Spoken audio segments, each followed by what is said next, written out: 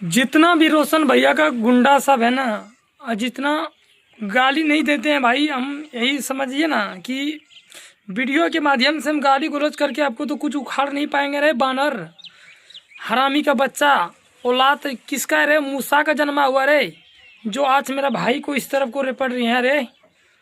जिंदगी में कुछ करो ना। आज रोशन भैया को इतना दुड़ाया, इतना भैया बच के आ गया, यही मानो।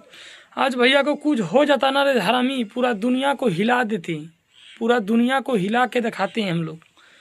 आज रोशन भैया को इतना तकलीफ दिए हैं, बहुत बुरा लगा, बहुत बुरा लगा। ये बात ध्यान में रखिएगा। जो जो आदमी था ना, सबका पता लगा लिए हैं। आप लोग ध्यान में रखिएगा कि जान किसी तरह बच गया भैया का, यही मान के चलो। आज रोशन भैया का तो ज़िंदगी ख़राब था भैया, कितना मुसीबत से बेचारा बचा है।